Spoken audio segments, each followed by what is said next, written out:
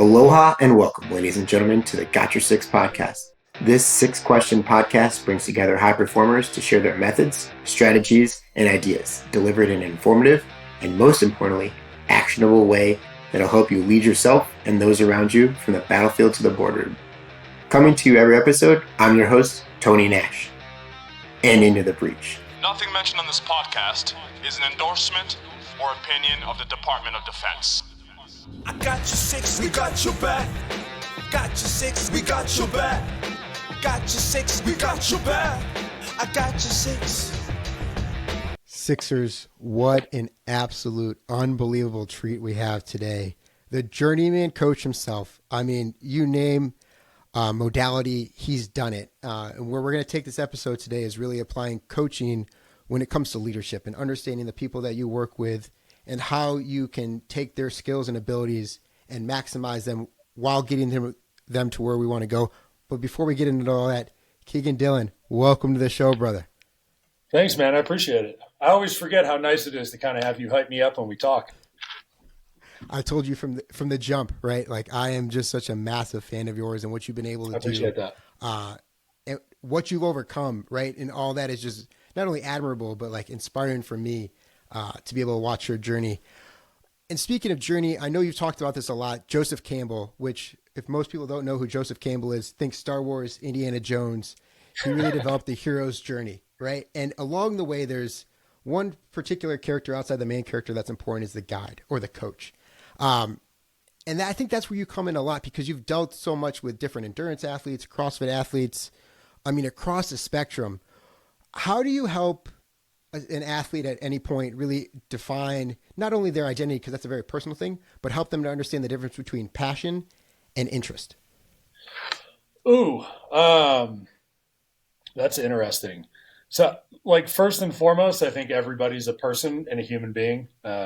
You've probably deep dived through my Instagram a little bit, and I kind of talk about that a lot. And I think each person should be treated as such. And I think as a coach, and I don't know, this might be a roundabout answer, and they'll probably all be that way. But like viewing them as a human first and removing the sport or the accolade that they're trying to do, I think helps you have the conversation with an athlete, client, whatever you want to call it, as to like what they actually want to do and what they want to get to. Like if I hear somebody come in and they're like, I want to lose weight, like there's so many meanings that could have behind it. Like, or I want to have abs. And you're like, well, what does that mean? And then explaining or trying to walk them down the road of like, you know, abs are great, or a PR squat is great, or, you know, a hard effort on a machine is awesome. But like, what is the journey to get to that, as opposed to like just going from, I want this and I got it. Because those are the two, I think as Americans, we kind of go like, I want it and I want it now. And we don't appreciate like the journey that it takes to get to that point. So I think you can kind of see passion in people by the way they talk about things, carry themselves while they're doing it, their level of interest in it. And I find, and this is just, I think from experience being around people, that, you know, when you see passion dwindle quickly, it's probably not passion. It's probably some sort of, I saw this Instagram post of this person do this thing, or this new training methodology came out, not new methodology, but new program. You know, take hard work pays off, for example. Like everybody, you know, jumped on that. And I'm not saying anything good or bad about it. It's just we have this very like reactionary type way of latching onto some new style of fitness. And the way I like to approach it is turning it into more of a practice of like, this is a long-term thing. If you want like an 8 weeks to a better something, there's a million templates out there. Go find it. That's not necessarily what I do. And I think we have this like need or immediacy for results.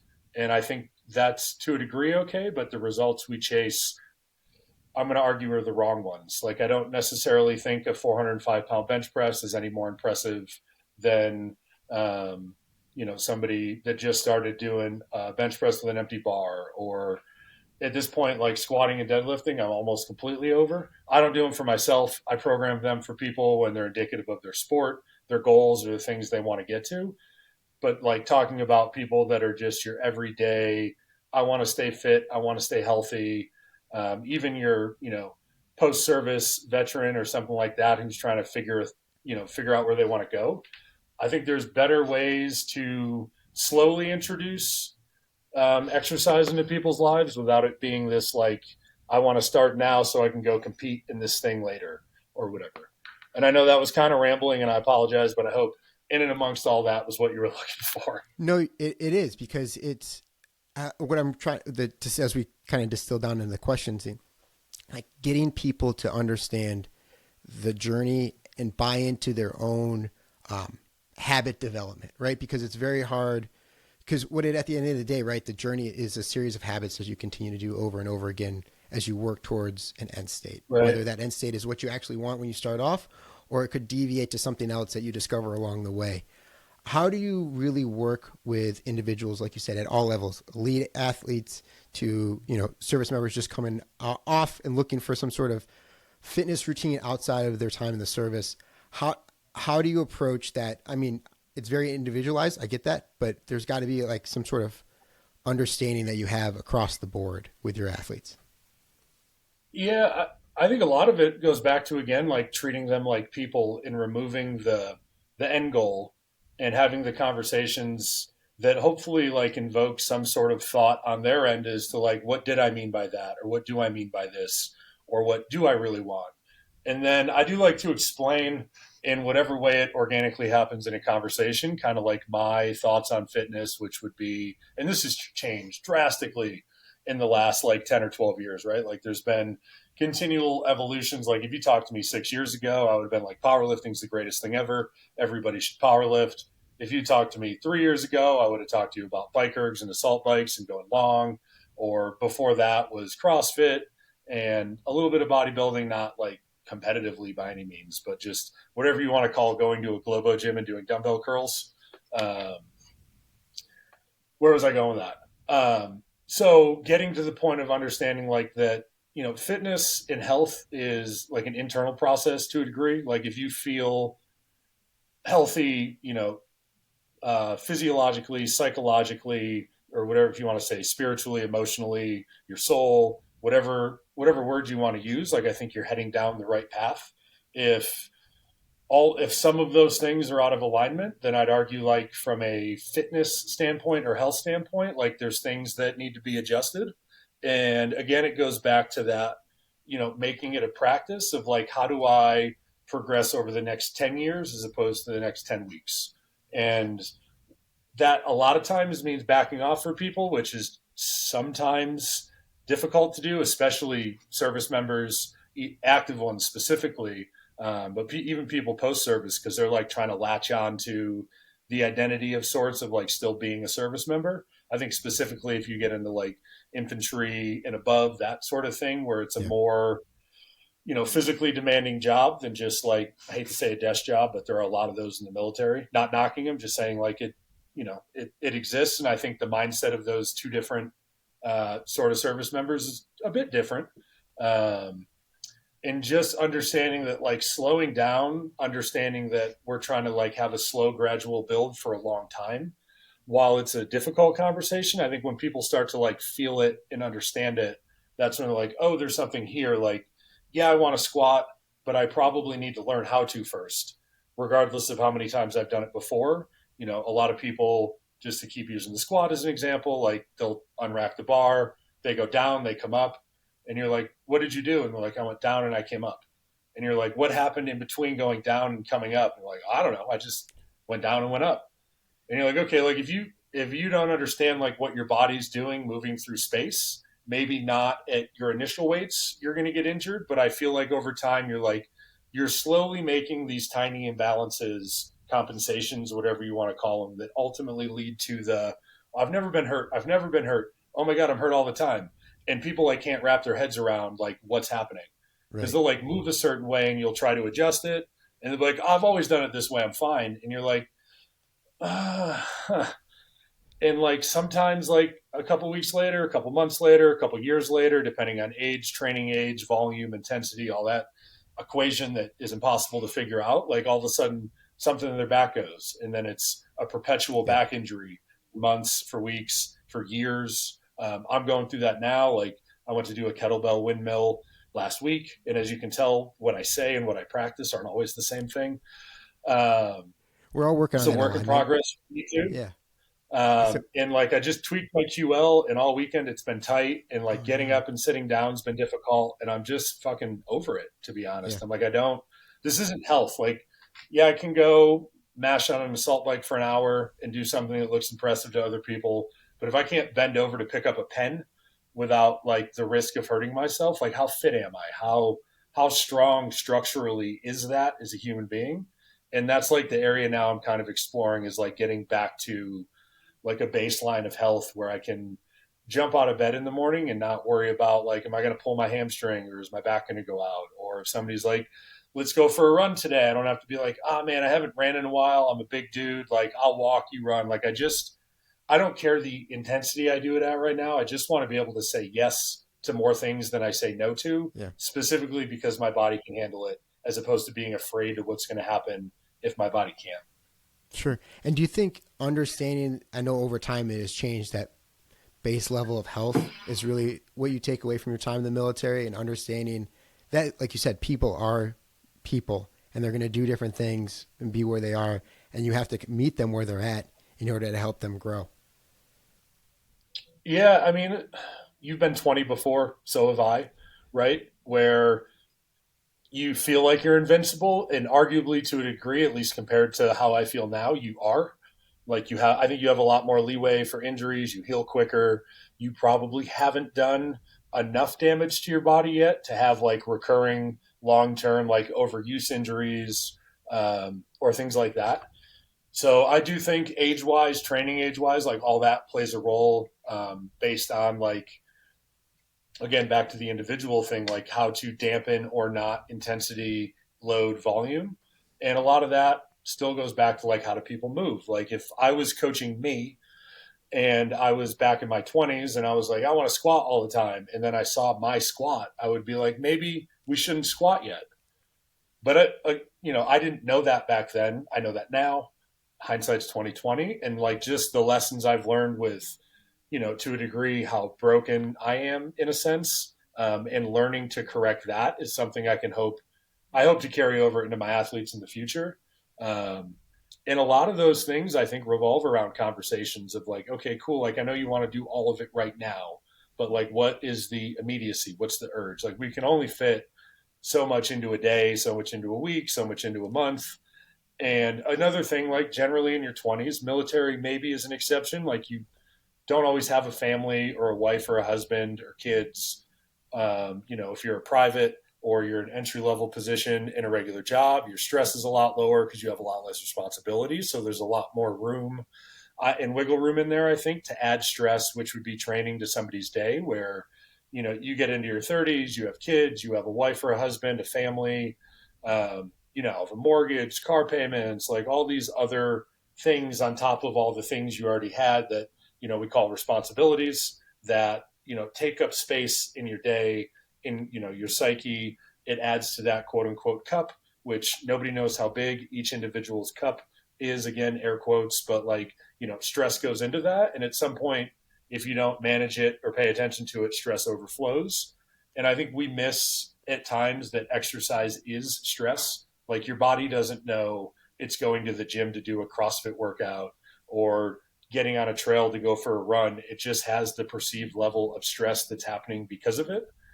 And if you have a day that's just like this nonstop, like if you're a lawyer, doctor, firefighter on shift, if you're JRTC or something like that, and your like work schedule's thrown off, or it's just this constant repetitive go, go, go, your training probably should look like the opposite of that, in my opinion. Conversely, like if you're an accountant and you're sitting at a desk all day, like maybe there's room, assuming you move well enough and have the, structural capabilities to do it. Maybe there's room in there for like your exercise needs to be the opposite of that. So maybe it's more high intensive, more heavier weights. Again, individualized to a degree, person dependent. But, I think it's when we start to do like life is high intensity and then gym's high intensity. That's when we fall into this sort of overtraining, overuse, burnout, etc.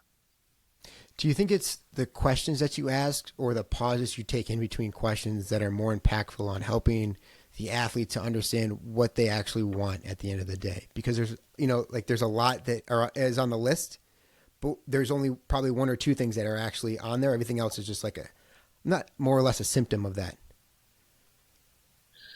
That's a good question. Do you watch the show Hot Ones at all? Yes. Do you admire the way he asks and research and answers questions? Because I know the people he has on like fucking love the way he asks questions, and I feel like you're trying to do the same thing, and you're doing it pretty well. I think it's all.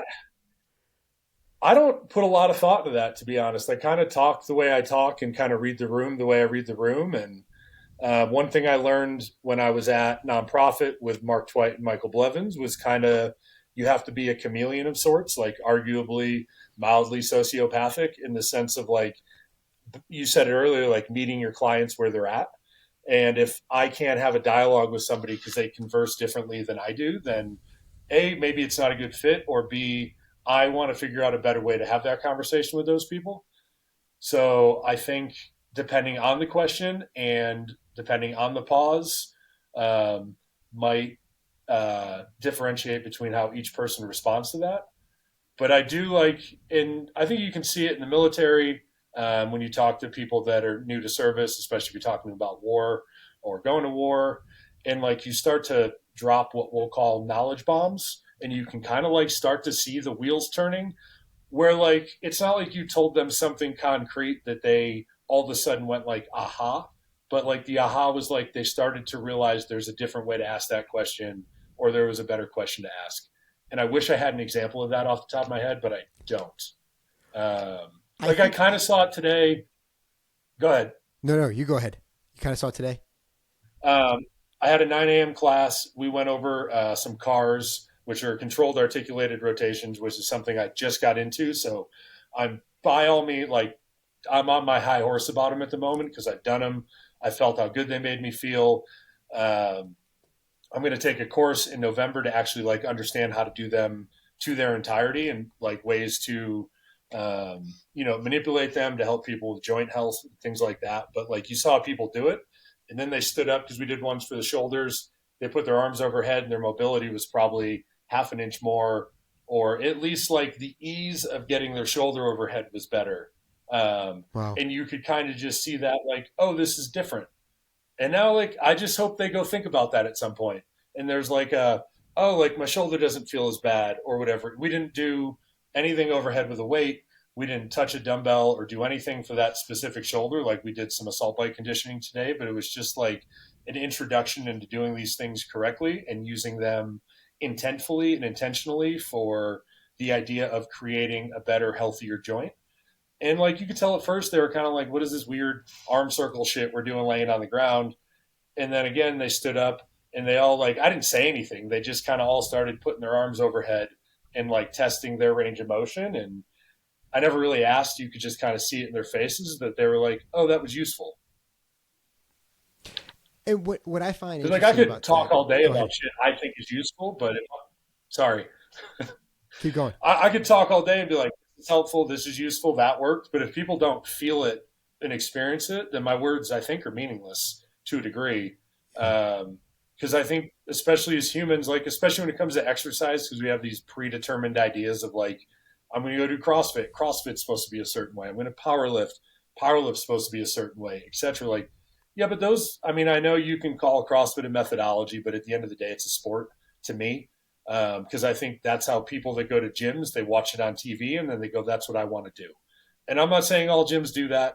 So if somebody hears this that has an amazing CrossFit gym, I apologize. But like, I think the perception is like, Matt Fraser does this, I want to do that. Just like powerlifting's its own sport, fucking weightlifting's an Olympic sport. And we treat them like they're just these everyday, like, yeah, it's normal to go from the ground to overhead with a barbell with your arms this wide. Like, no, it's not. And it takes, Maddie Rogers a decade to get as technically efficient as she is. And then we like bring you into the gym and you go do snatches for time.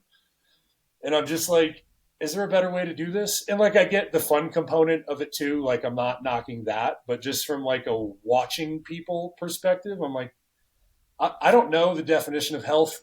Maybe I should figure that out for myself, but it just is at times one of those things that's like, what are we really trying to accomplish today other than make our clients happy that we put snatches in the programming? Right. That was a little tangent and a rant. I apologize. Not at all. You're on the Got Your Six podcast. Is what we do here. Because we're getting the meat out of it. You talked about intent and living intently and moving intently. And what I've seen, again, this is kind of a working theory. The people who live most intently have had to suffer through not living intently or moving intently throughout their life. Has there been a time in your life where you've just had an absolute abysmal failure, but it's ultimately led to a great success because of that intent that you've put on the situation? Oh. How much time you got? Let it rip. So recapping the last maybe 14 or 15 months, I was in Salt Lake City at a business called Nonprofit, Prophet, kind of a play on words. And for all intents and purposes, like I would consider Mark and Michael my best friends. And this is going to get a little weird at first, maybe, but I worked with them, not business partners per se, but they were gracious enough to like allow me into their building, into their ideas and their thoughts, and like we developed an amazing relationship and rapport. And I ended up quitting maybe a year ago, this past April or May, something like that, probably April. And our relationship from that point forward kind of went downhill quite a bit, to the point where I spent the better part of the last year almost every day ruminating on like what I did wrong, why it didn't work, reasons I upset them, reasons they upset me, if things could have gone differently, how could they have gone differently, how am I going to mend those relationships, are they mendable? I mean, I probably wrote both of them a letter maybe every other week that I never sent, just kind of like putting ideas on paper, trying to like figure out exactly almost like what I thought they wanted to hear, which I then realized was not the right way to do that. And then Michael and I rekindled our friendship in like one of the most horrible ways, which is his stepdaughter passed away at 11 years old, I believe. Thank you. And like that, like him and I kind of like rekindled our relationship from there. He was just out here this past weekend he came out for a Nine Inch Nails concert. I didn't know he was going to be here. He surprised me. And it was like in a time when if there was one person I needed in my life, it was probably him. Was going through a breakup with a girlfriend. That's a whole nother can of worms that we don't have to get into. But it was just one of those like, I miss my best friend, which sounds weird to say as a 38-year-old. It's true, Not right? at Like, all. and I think a lot Not of at us all. do. But I think we can all relate to that, you know? Yeah, and it's just not something. And maybe it's just me that like, especially as a male, we articulate all that often out loud when we're sad or we miss somebody. Like, I think when you're a kid, it feels more acceptable, and then for whatever reason, society, my interpretation of society, kind of like says no, don't do that, which I'm obviously comfortable doing now. And he just like fucking showed up out of nowhere, and we like fell into a flow of a workout, and he was the one that went over like the cars and some other things with me, and it was just like, oh, there's like good that happens here. Like it's one of those, we're both better people when we're together, which doesn't mean we need to be together all the time, but there was just this moment for me of like recognition of like, not only is this is like what friendship is, but like a true human connection, where like literally we make each other better without trying, like just existing in a room together. And like the last year of like figuring out and working through, like I started therapy, and like kind of realizing my own bullshit around like the way I perceive relationships. The reason I have these conditions or programming based on my childhood, growing up with a chronically ill brother, watching him pass away. And then similarly with my mom 4 years ago, like I have these negative associations to relationships, which is to a degree, like if I love somebody and they love me, they're going to leave me. Because, my brother died when I was young, and arguably like not, like Michael is in a sense to me that placeholder or something of a big brother that is what I never had as a big brother and something I always wanted, which was like an interesting place for me to work through psychologically. Because again, my association to my big brother was he left me, right? Because he died. And to not realize or to understand like that's not every relationship, and I don't have to be afraid of like putting my heart and soul into another person that I care about. Because at the end of the day, as long as that's reciprocated for as long as it needs to be, or the best way to say that, like not all friendships last forever, not all relationships last forever, but I don't need to cut them short just because of my insecurities or trauma around losing people. No, and that's extremely powerful because like everybody listening can relate to a time, or even if they're going through a time like that in their life, where that is always something in the back of somebody's mind is like, I don't want to be hurt from this relationship. How can I kind of, and then when you start to realize, hey, it's this mutual beneficial relationship, you start to understand and appreciate and have a lot more gratitude as you go forward, especially with those people that you keep in your life. I think you can see it in leadership in the military to a degree, especially people that are in combat arms where, maybe as a private, specialist, team leader, sergeant, you lost some guys. Yeah. And I think that makes people slightly jaded as they get up into like squad leader, platoon leader, whatever your rank might be or whatever, where you almost try to not get too attached because you're going to lose people. Maybe not so much now because I don't even know what the military is doing at this point. But, when I was in a little bit ago, like when deployments happened a little more regularly, and if I'm wrong on that, you can tell me because, again, I don't actually know what's happening with all that. Mm-hmm. But, like, I think that little kind of microcosm of life where you're like, don't get too attached to my guys. They're either going to leave over time and go to new units or some might die, I think can carry over into your personal life where, like I was saying for me, you almost like don't get too close to anybody because you just constantly have this unconscious, I think, fear or thought or understanding that it could end at any minute, which is 100% true. But also that doesn't mean like we need to live in the fear that will happen. And I think a lot of like my relationships to people the last 35 years, obviously when I was a kid, it was a little different, but, from my 20s to about 35, 36, 37, I always had this like little bit of fear subconsciously that, like, I don't want to get too attached to this person because if they die, it's going to fucking destroy me. Right. Instead of just like having a loving and fulfilling relationship with the people that I love and care about. And if tragedy happens, so be it. That's a part of life. But I don't want to regret anymore not having fulfilling relationships.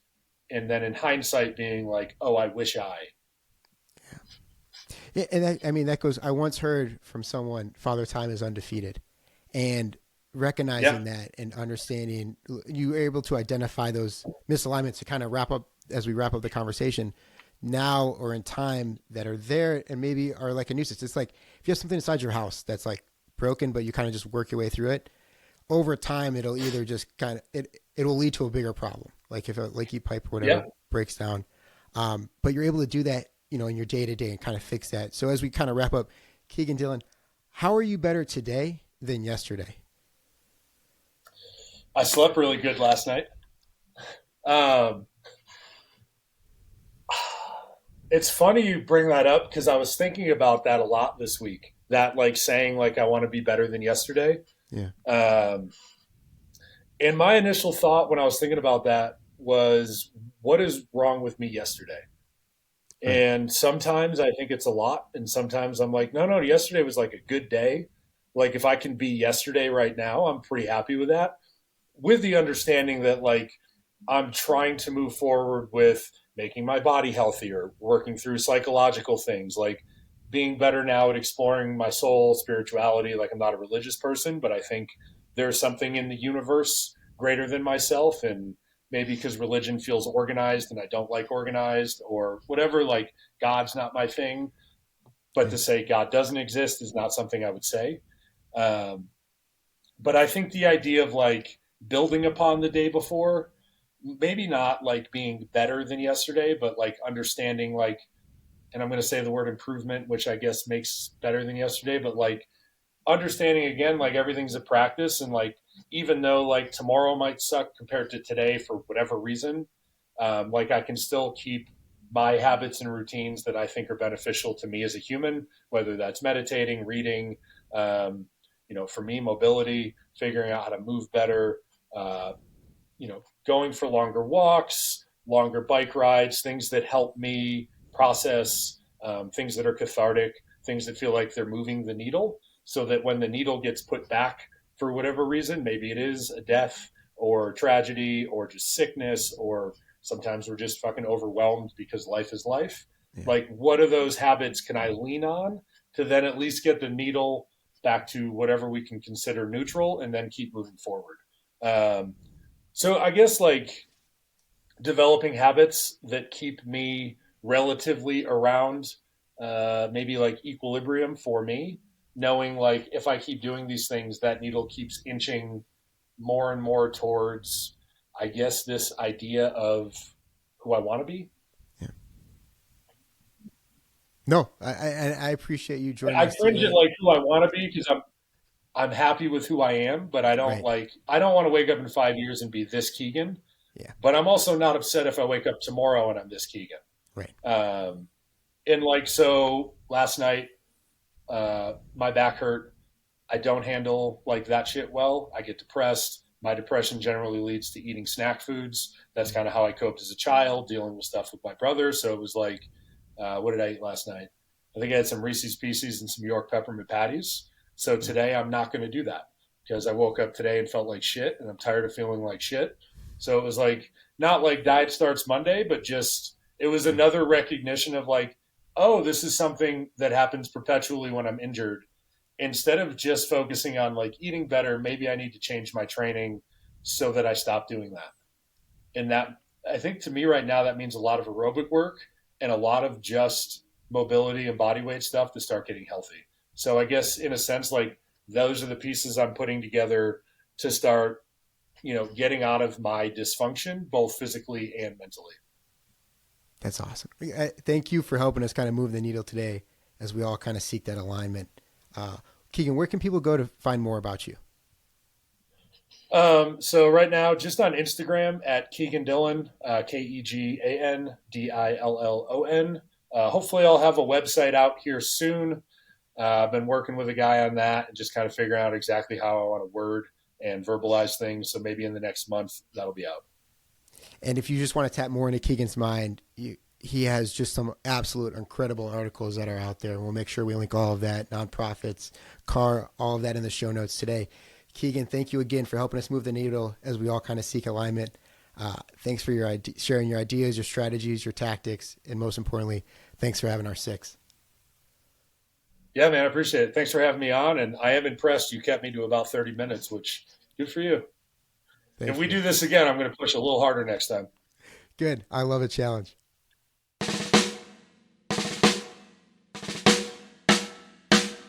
I don't know what you've been told, Sixers, but the lawyers would like us to remind you that the views, opinions, and comments expressed on the Got Your Six podcast are solely those of the hosts or guests, to include current and previous Department of Defense employees, and should in no way be considered the opinions of or endorsements on behalf of the Department of Defense or any of its components, divisions, contractors, or other current and previous staff members.